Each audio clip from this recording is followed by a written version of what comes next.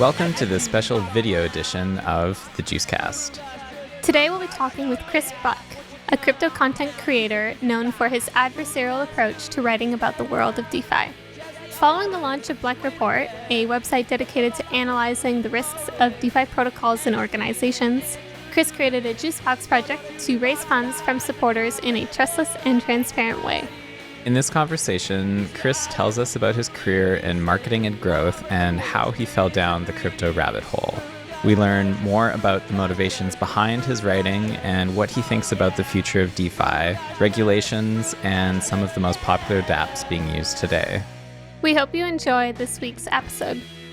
Welcome, Chris. Thanks for joining us today. How are you doing? My pleasure. I've never been better. That's good to hear.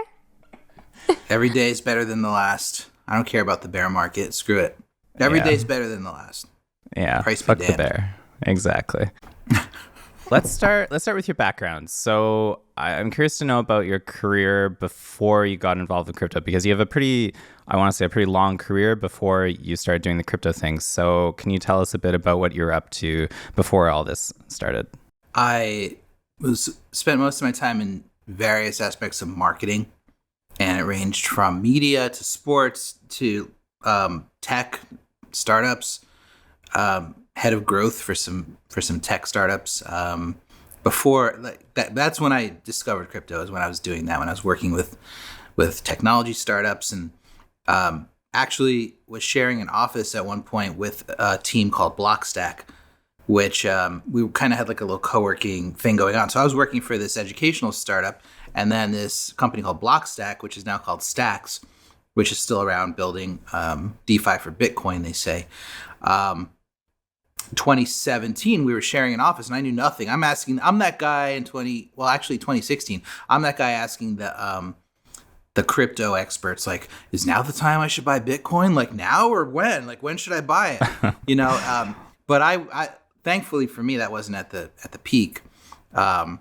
So that's when I started to learn more about it and to get more engaged with what it actually was, like listening to those guys every single day, try to figure out their crypto project and how to build it and what to think about as they were doing so. But yeah, it was like 20 years in marketing. And highlights included I ran marketing for the UFC, Ultimate Fighting. So I lived in Las Vegas for a while to do that. I worked with professional wrestling, which was kind of crazy. Worked in cable television, like TV networks and stuff like that. So it was kind of a wide range of stuff. Also worked with a company called Meetup.com, helped them build some new products. So I was kind of all over the place, but it was all about marketing and growth, like customer growth, revenue growth. Okay, so you have this long career in marketing and growth, and over the last few years, or however long it's been, you've built up a significant following on Twitter as well. Can you tell us what you feel like you've learned along the way in your previous career experience with marketing, and how that's maybe informed your own approach to DeFi and the way you communicate on Twitter and build up this following about writing about DeFi?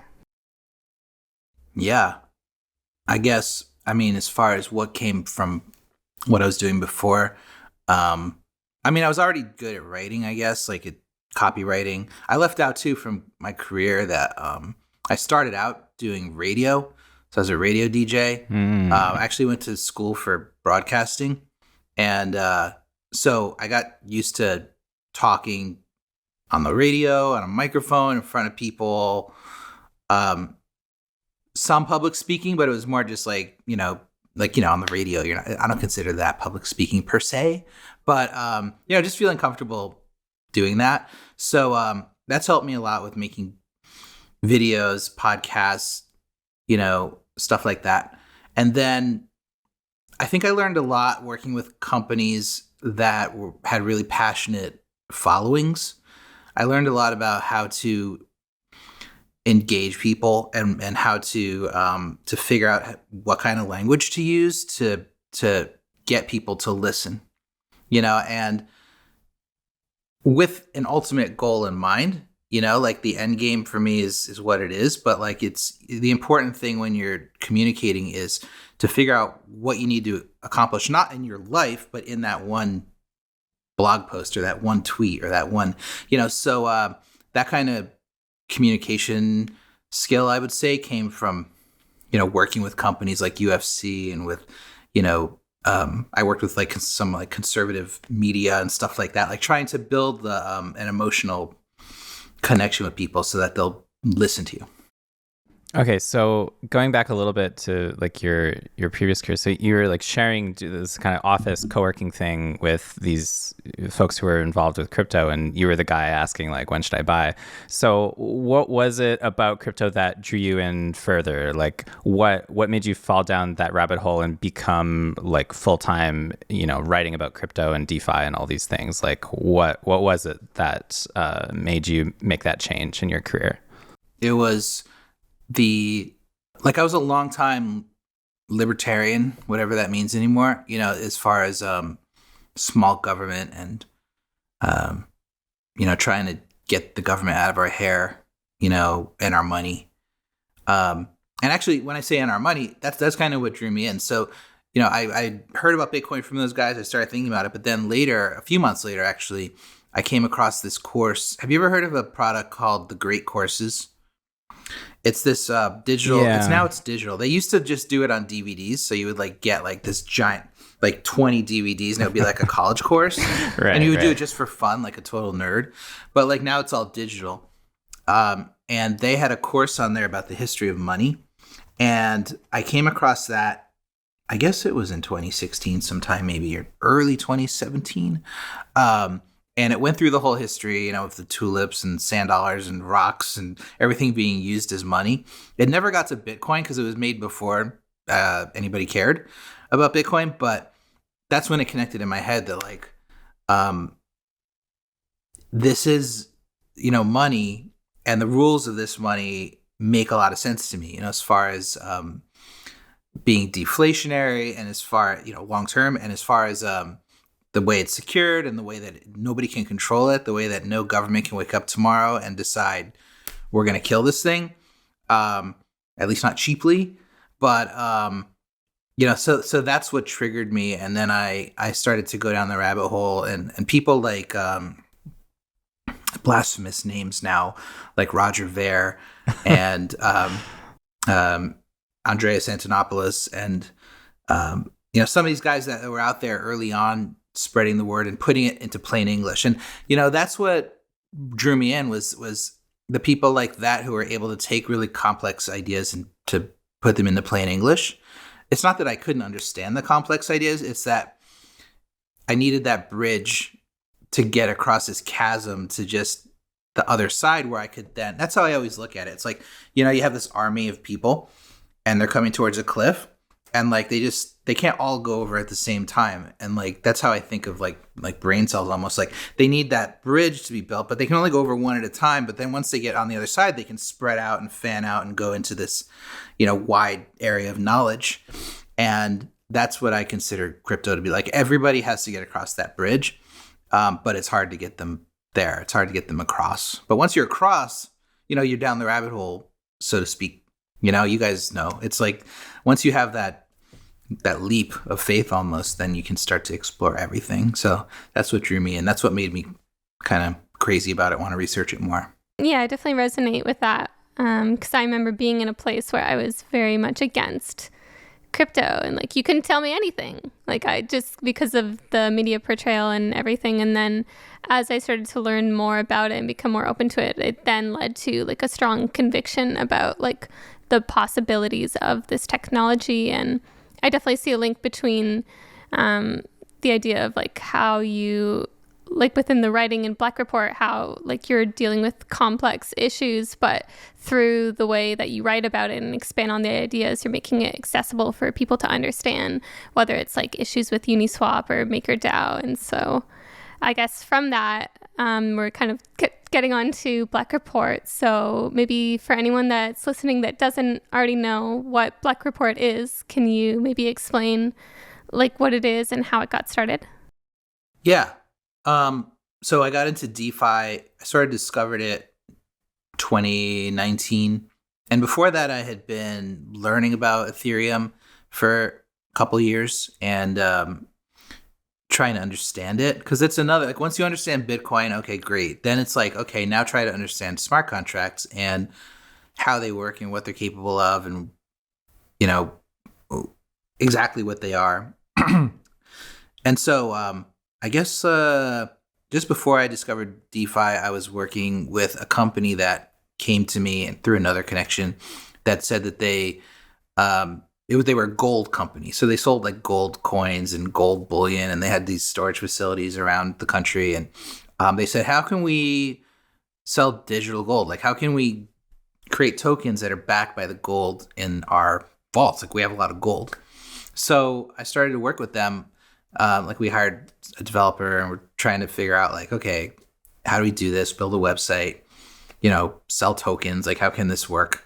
And as we're doing that, that's when I started to learn about like how flexible smart contracts are, you know, because what I had always thought was like, okay, you deploy it, it's done. You can never manipulate it again. You can never, you know, do anything that can actually change. Like, once you deploy, it's done. You can never change it. Like a Uniswap V2, right? Or V1, like, or V3. Like, it's out there, it's done. There's no little knobs you can turn.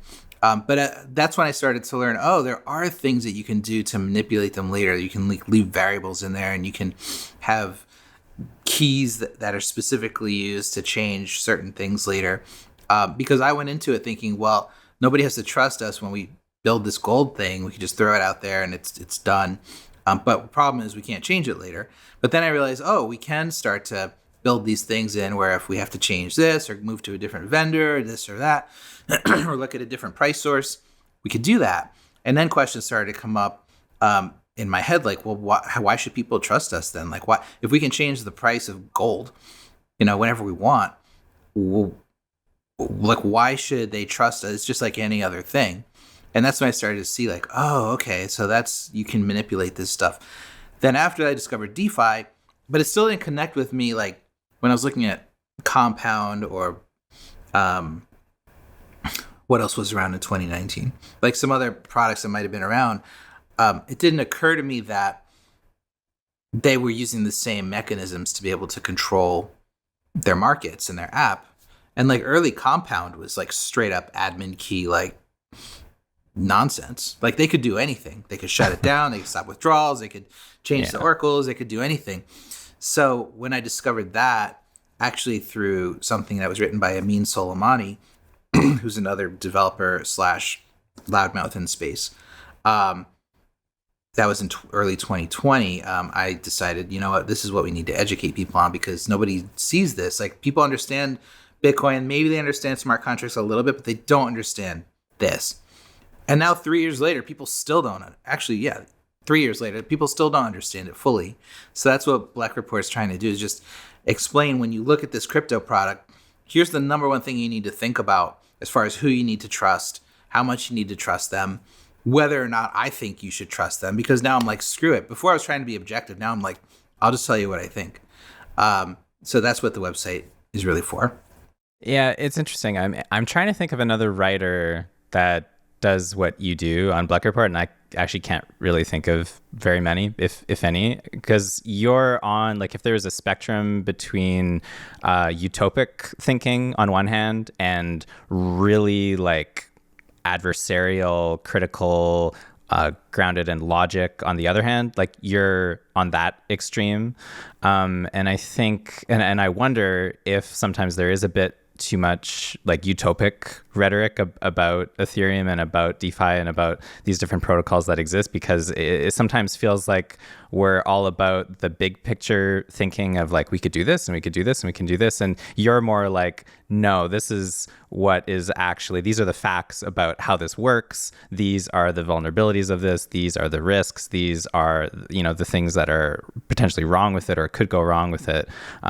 So yeah, I just wonder if you have any thoughts about sort of that spectrum between like utopic thinking and like this kind of like fact-based adversarial approach that you've developed. Yeah, I mean, to me, it's like I'm in the middle. I don't feel like I'm at the far end of hatred against tech or anything like that. Like, it's like there's like Bitcoiners out there who are like, all of DeFi is a scam, screw it, throw it in the garbage. And then that's one end of the spectrum, and the other end is, like you said, like the people who are just like, it's totally safe, like there's nothing wrong here, there's no problems, there's, admin keys are fine, it's fine if you have to trust two developers somewhere in the middle of deepest, darkest, Asia or something, or Africa, or even North America, like, Right. Oh, there's these two guys in Des Moines that have launched this $1 billion app. Just put your money in it. You don't have to worry. Like, it's like, to me, being in the middle is understanding the potential of the tech, but also being realistic. Like, it's just being realistic. It's a hard dose of reality that nobody wants to hear when they're all like, ooh, we're going to get rich. We're going to, build this thing that's going to be this $10 billion unicorn tech company one day. And it's not uncommon in tech to in your early days as a startup. Like, I've seen it. Early days of a startup, you don't want to think about the bad stuff. You're just like that founder that's just like, full speed ahead. Like, we don't care. Like, we're going to break things. We're, and that's like, I've been in that environment a lot, but the difference with this tech from all other tech, including fintech, like, the difference with blockchain tech is that it's final. Like, every transaction is final, and once somebody does something, they can't reverse it. And the blockchain is what it is, so when you're building something that engages with that kind of finality, and you're encouraging people to use it, and you're not disclosing every possible thing that might go wrong, you're being irresponsible, and you're in the real world, you'd be considered somewhat of a scammer, so all I'm doing is explaining what's real. And to me, like, if you don't want to hear what's real, there's something wrong. Especially if you're building something and you don't want to hear what's real about what you're building, or you don't want to talk about it, then that means that you're doing something wrong and you're not being honest with yourself or with the people who have a lot of money tied up in your work. So that's how I approach it. I consider myself middle of the road as far as the bigger, like, blockchain world goes. Is it important for Blec Report that it's like self-published writing? Because I find that a lot of writers in this space in crypto, they either end up writing like Twitter threads or blogs on Substack or Medium, etc. And the thing with that is that, like, that content is maybe subject to the whims of that platform, and they could, eventually take it down or, whatever. And so I'm wondering if, like, it was a intentional decision for you to have your writing self-published on Blec Report. I've answered the same questions millions of times on Twitter, so I wanted to have a place where I could just point people to for answers and keep it updated. And it's always shocking. Like, I'll say stuff on Twitter that gets, a lot of attention. People even write like articles about it and stuff like that. And then like 6 months later, it's completely forgotten. Like, everybody forgets. Everybody's just back to just whatever, and because the problem is, as much as I shout about an issue, there's always opposing forces, and they're always like the token holders or the developers or, just the army of whoever. Like, you think about something like Chainlink, for instance. Like, I'll put out all this information about, okay, here's what you need to think about. Here's the problems. Here's the issues. Then there's this army of people who are just pushing back against it, so it's almost like a marketing war, between somebody like me who's just trying to put the real information, and then the other side who's just pushing back. So it's like developing this sort of tool chest that I could just send people to, and it's always there, and try to get more eyeballs on it. As far as like self-published, like on my own site versus like something like Medium or something, I'm not sure where else even you put stuff these days. It just seemed to me at this point that I had enough people that wanted the information that I could get them there with my own tools. So I figure, why not have my own thing where I can just have it there and not have to worry about issues arising. And it's also easier for me to then try to work with things like Juicebox and other tools to try to raise funding for it and to try to keep it going, try to get more eyeballs on it in the long term. Yeah, I mean, you mentioned Twitter a bit. I'm wondering if you have any thoughts on how the like Twitter thread format for for writing ends up, I guess, kind of changing the way that people talk about crypto and about DeFi, because it feels like a lot of this type of analysis that we see on crypto Twitter, I mean, some of it may be legitimate, but a lot of it is like engagement farming. Like people want followers, they want, you know, their shit to be retweeted and liked and whatever. Yeah. And I feel like to some extent, the format of Twitter detracts from our ability to critically assess, you know, whether it's a protocol or, you know, a project or whatever it might be. It sometimes feels like the format, because it's so geared towards pleasing the algorithm, that ends up affecting the quality of what we might be able to take away from it. So I was just wondering if you had any thoughts about the kind of like Twitter thread, or, you know, on Twitter, and how that might, you know, affect the way that we approach crypto. Yeah, because Twitter threads are like ephemeral and like they're gone in a heartbeat, right? It's even hard after you read one to try to find it again sometimes. So for issues that are like this, that are existential to the space, and that you need to constantly have top of mind, you have to just consistently be exposed to that type of stuff, I think. So and it gets very hard and tedious to do.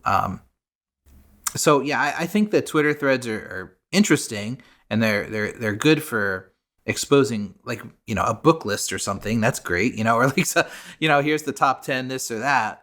But for stuff, I mean, look, it does work, and it does get people's attention, but it doesn't keep people's attention, you know, and it doesn't keep people honed in on something. And that's what for 3 years I've been trying to do, is like try to figure out, how do I keep this top of mind for everybody who's got money in these applications. And I still haven't found the right way. I mean, I'm just trying different stuff still. You know, it's just this is just the latest effort. But at this point, it was about, you know, putting stuff out there that people could refer back to look for updates, to get contacted when there's new stuff there. And also on the flip side, it's a way for me to try to develop ways. You know, it's very hard to explain to people that you need, you know, funding, or you need to get paid in some way just for tweets. You know, but in the reality, in order to create those tweets, and now to create the posts on the Blec Report, it's 90% research. You know, it's like every day, all day. You guys know, like, if you're not totally engaged in this space all day, every day, you cannot possibly keep up, even on a superficial level. Then when you want to get engaged with like governance and like the actual code and like the docs for each of these projects, it's like, holy crow. It's like, you know, you need to be spending all your time doing it. So I got to the point now where it's like, I want to do it, and nobody else is doing it, like you said. So as the one person in the space who's doing it, can I use a tool like Juicebox to try to convince people, like, this is worth having? If we don't have this, and I don't want to be the only one doing it. I've tried to convince other people to do it, but it's like, if this is worth having right now, is there a way to keep it going, you know, and not just rely on somebody who's just trying to do Uber and DoorDash on the side to try to, like, you know, pay for a web host, you know? So that's what I'm trying right now with Juicebox. Awesome. So can you tell us a bit about why you chose to launch the project on Juicebox, and maybe how you first came across it as a platform? I first came across it, I don't know. I know I was following Django when he announced it. I don't know. I'm not sure how I first discovered it, but I was already looking for tools that would allow me to basically fundraise with crypto. And there's been a bunch of attempts, but none of them really worked out the way I needed them to do. So I was, you know, already trying stuff like, whenever I try, basically the story of crypto is, if you use a non-crypto tool, like, people get mad. Like, so if you use Patreon or you use Substack, and it's like, why can't I pay in crypto? You know, you're such a jerk. So I was trying another one called Unlock Protocol that was out there. I don't know if you guys have seen that one.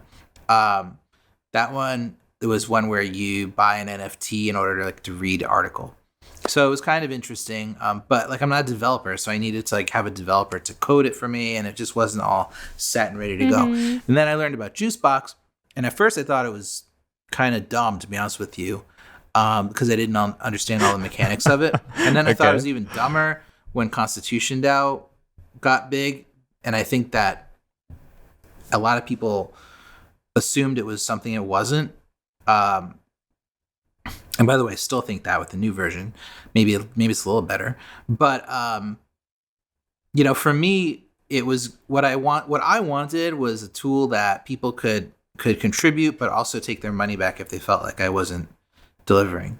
And also a tool where, if I raised a bunch of money, I wasn't just running off with it. Like if I raised like, $20,000 in a week, then I'm not just going to take it and leave. And, which is a risk with things like, Gitcoin grants and other projects where, you just get the money and then it's like, okay, you have to trust that person or that team to do what they're supposed to do.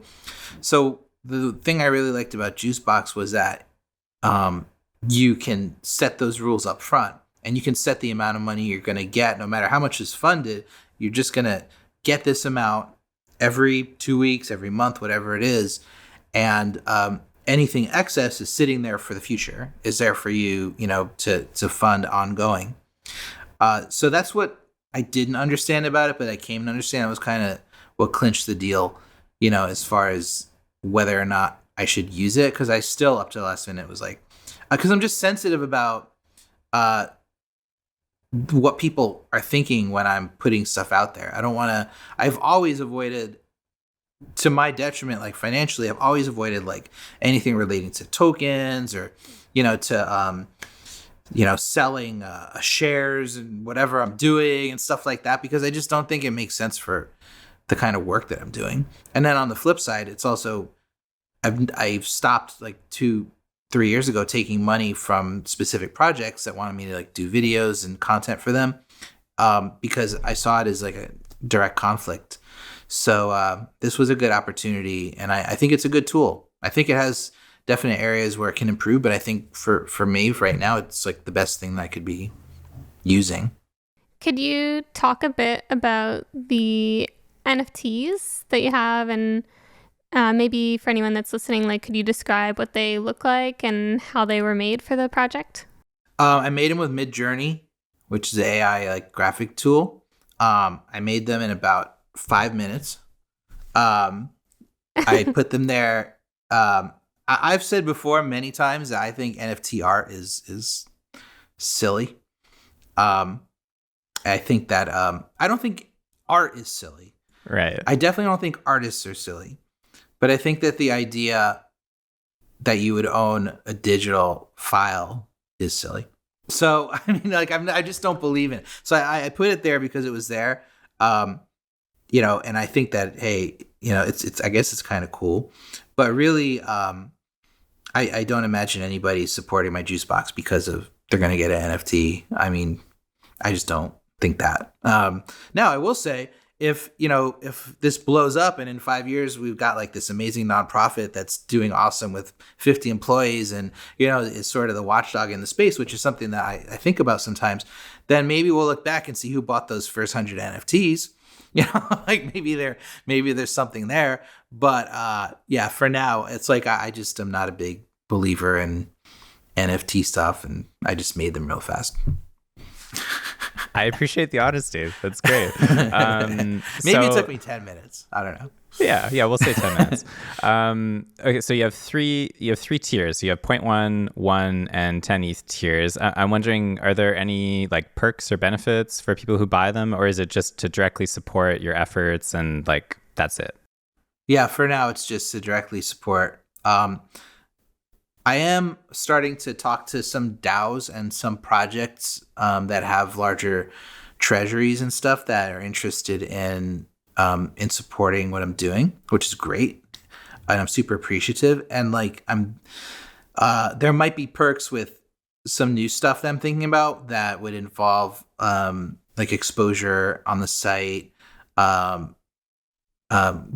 basically being looked at as, I think there's a lot of value in developing in the space and being seen as somebody who actually supports transparency. I think that users really value that. If you know that a project supports transparency and is taking steps to increase it in the space, then you might be able to look at them in a different light than another project that just wants to bash anybody who critiques their docs or anything like that.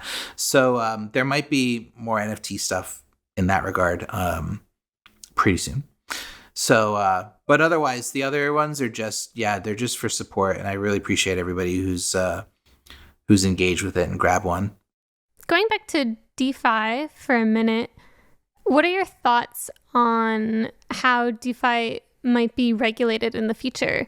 Do you see this as a potential way forward, or are DeFi and regulation just like fundamentally incompatible?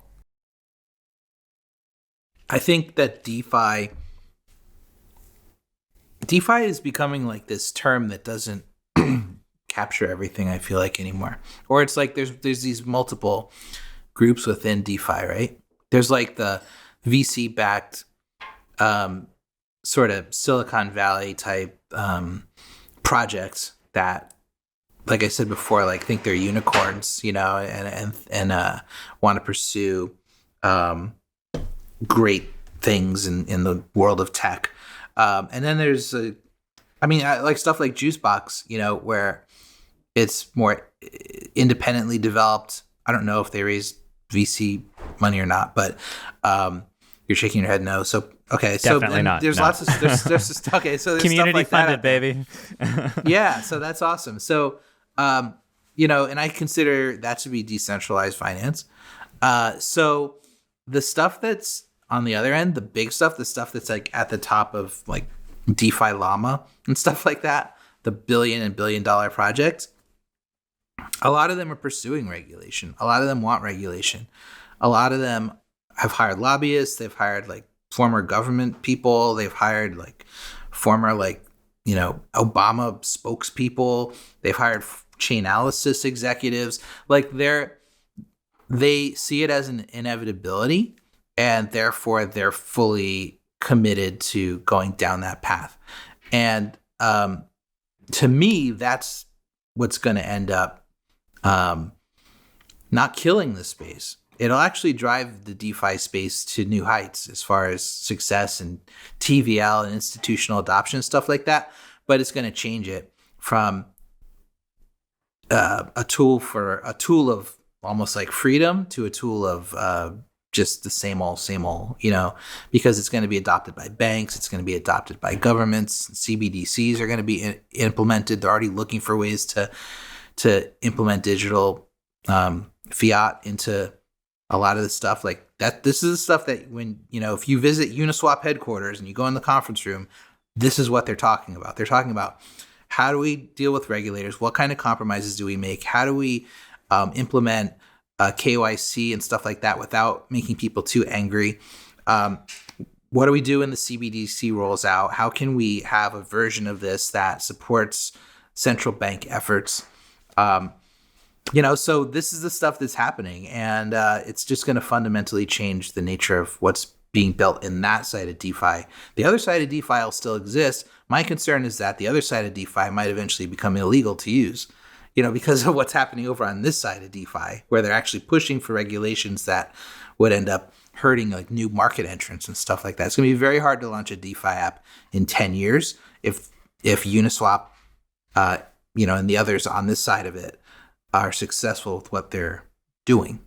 Yeah, I mean, it feels like the kind of end game for Uniswap might be like a regulatory capture kind of scenario where they push for regulations that make it, like you said, very difficult for new entrants to even exist in the future, let alone succeed.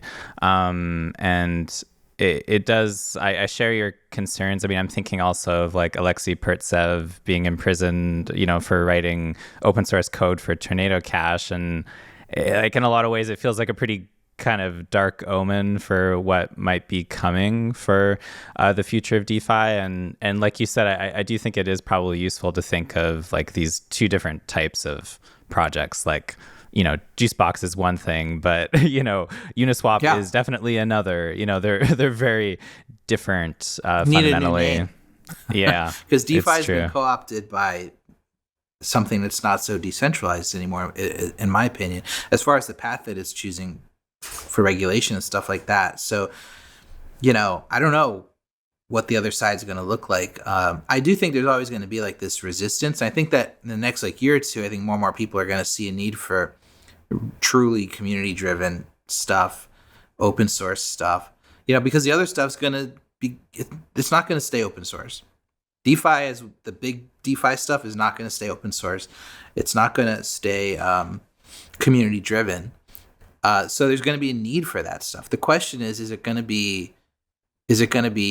turn into like the Napster, the BitTorrent, is it going to turn into the stuff you're not supposed to use? Is it going to be like the Pirate Bay and the government's going to be chasing it around, trying to shut it down? It's like, that's the kind of thing that his history tells us, like, that's how it goes. That the big market players, they take over, they get favorable regulation and laws, and then the little guys get shut down. So is that what's going to happen here? I don't see any reason that it wouldn't, unless we step up now and we do what I'm trying to do, which is rip the scabs off of the stuff that is already out there and the problems that are already there for big projects that want that world to exist.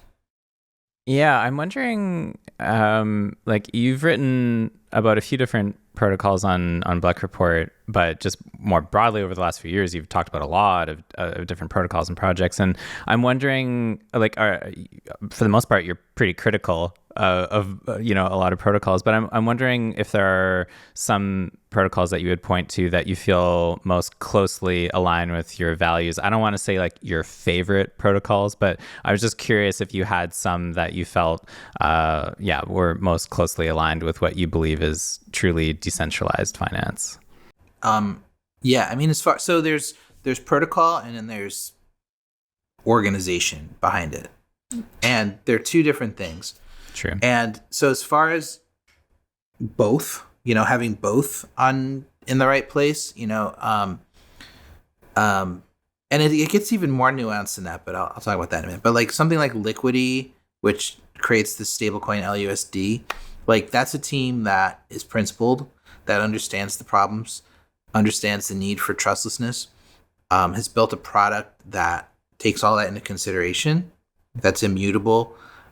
It does have weaknesses, which I've written about on the site, but it sort of embodies the nature of what I'm trying to do, what I'd like to see out there more and more. So that's one example.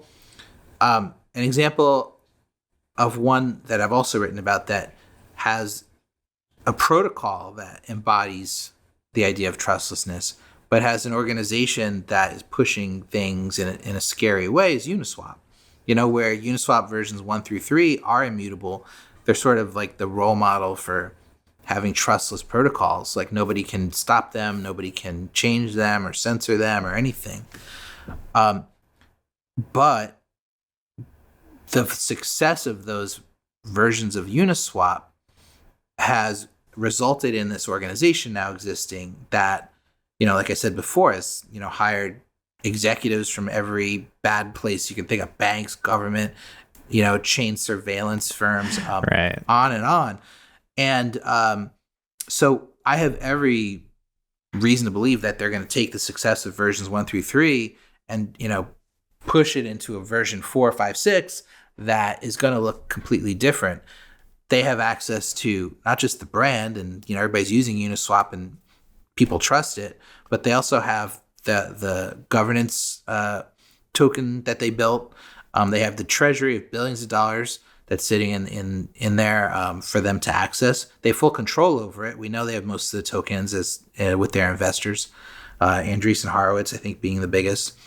And so it's a whole separate thing. It's turned into a crazy situation in my book that nobody really is paying attention to, where you've got totally decentralized protocol resulting in this behemoth company that's scary and going to do bad things. We all know it. And then what are they going to do to take advantage of that, to push people where they want to push them? Keeping in mind, this is a company. Okay, there's decentralized protocols, but a very centralized corporation based in the United States of America that has a lot of seed money, a lot of investors, and needs to provide a return and needs to generate a profit. This is not a nonprofit organization. Uniswap wants to make money. They want to make billions and billions of dollars. For sure. How are they going to do it? They're not going to do it by being max decentralized. They're going to do it by funneling people into a new product that is regulated, because they're not going to make billions if they're not regulated or if they have a bone of contention with the government. They will make billions if they're endorsed by the government and they can be friends with the regulators, and they can only then can they max out what they see as their potential. But if they're pirates, that are sort of sailing the seas and like, having this stuff that's not totally legal, they're never going to get institutional adoption. They're never going to get all the stuff that they want to get. And how do we know they want to get it? Look at who they hired. Look at their team. It's all right there. It's very clear what they want to do. Yeah. You also recently wrote... Sorry. Yeah.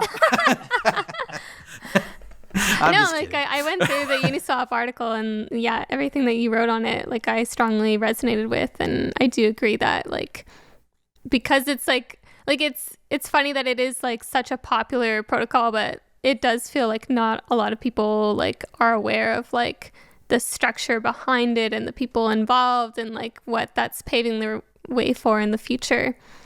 And it's just like people don't want to care. I'll say that, like, people, and this is like the story of everything. It's like nobody wants to talk about the problems that are very clear, if you put them out there. Nobody wants to talk about that until it's way too late.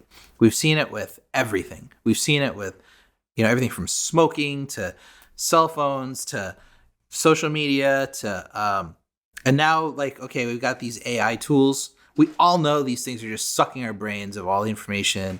We know every time we use ChatGPT, it's just, we know the guy that created it wanted to scan the world's retinas, and give them crypto tokens in exchange. We know this, but we're still there on ChatGPT telling it our life story, telling it everything about us, still giving it our phone number, still letting it associate all this stuff back to one identifier, even though we know that this thing is probably going to turn into something bad. And so why not with Uniswap too? I mean, it's like it's on and on and on, the story of humanity. So part of what fascinates me is like, why? Why do we keep doing this?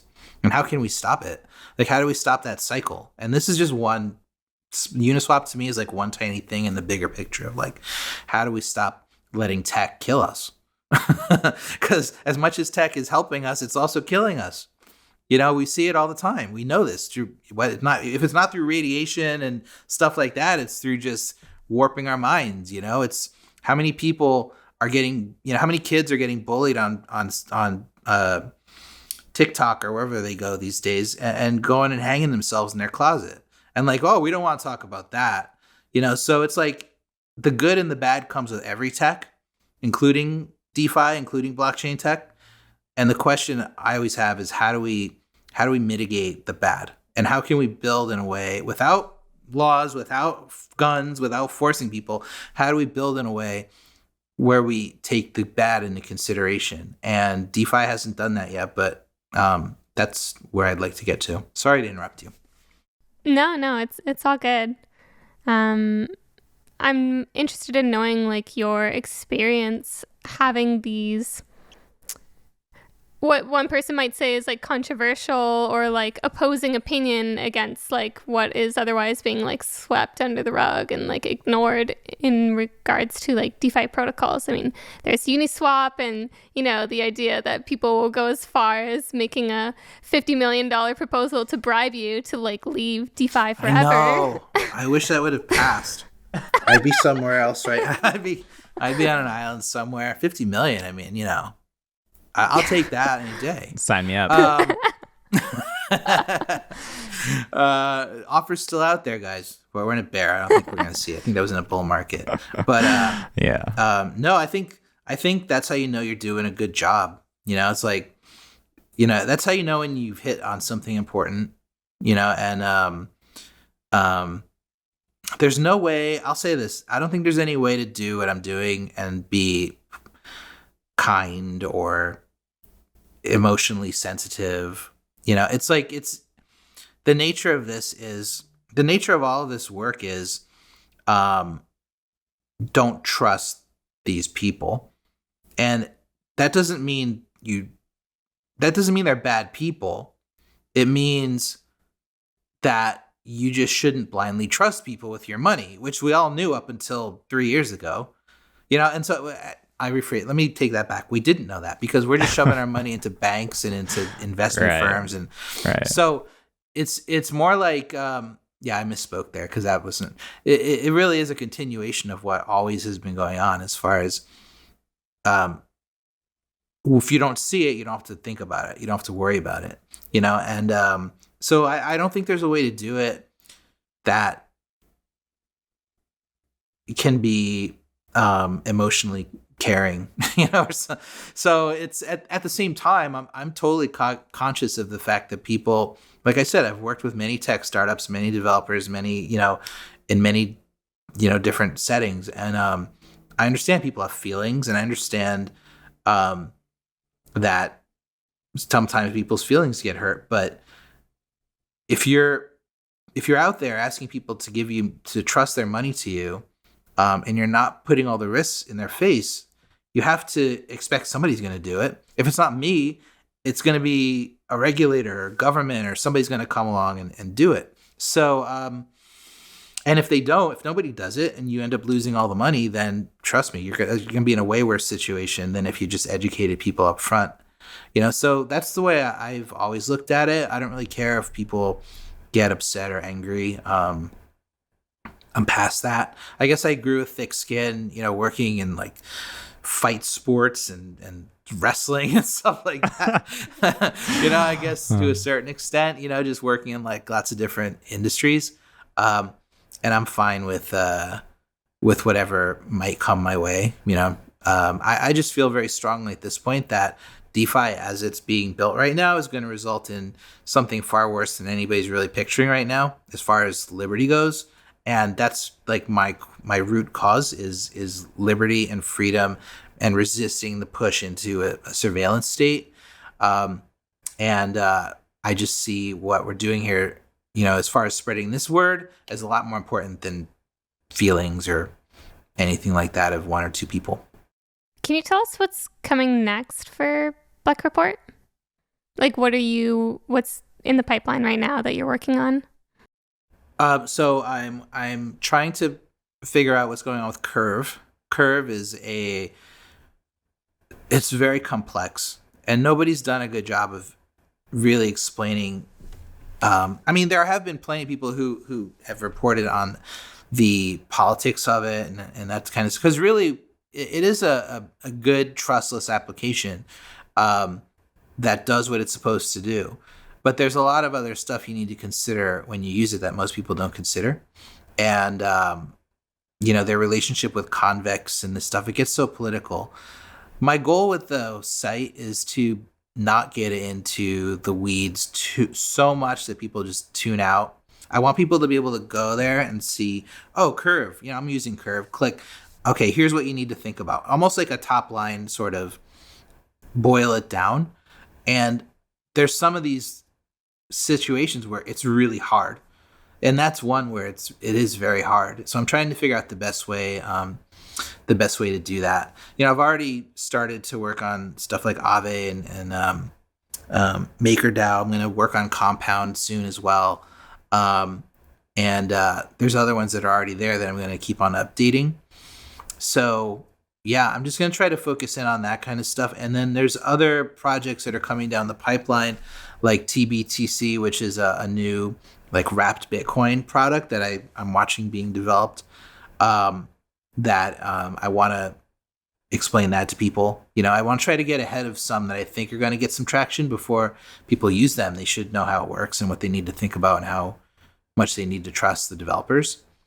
So yeah, as new projects come along, I'm going to just do what I can. I'm just like one person right now trying to figure it out. If we can raise funding and sort of keep it going, I'd like to have maybe one or two other people helping me out too, generating content. Because there are other people in the space that I'm learning from and have brilliant thoughts.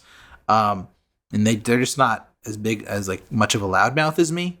but if I can sort of amplify what they're saying through the site, that would be great long term.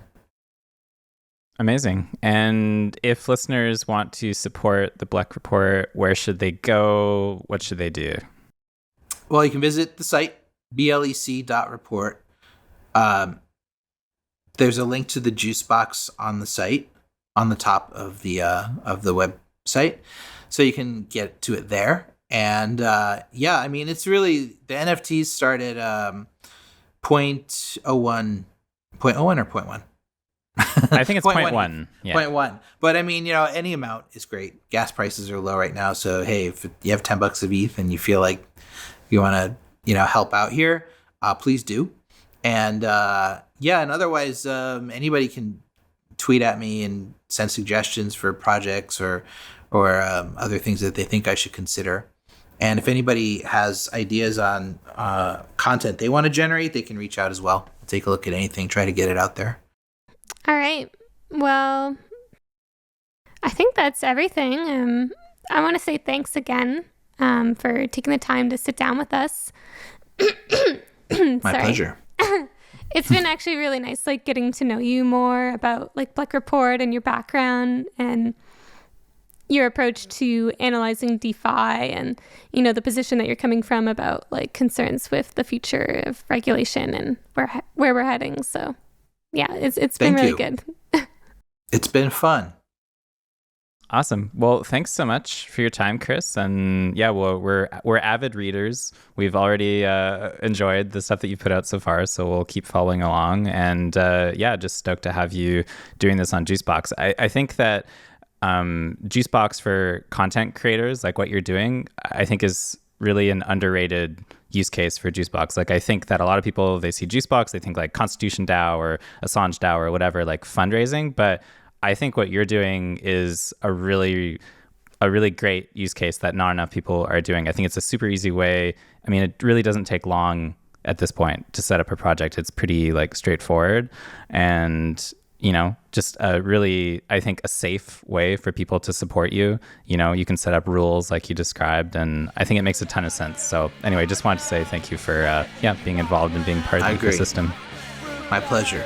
Thanks a lot. All right. Thanks, Chris. Down,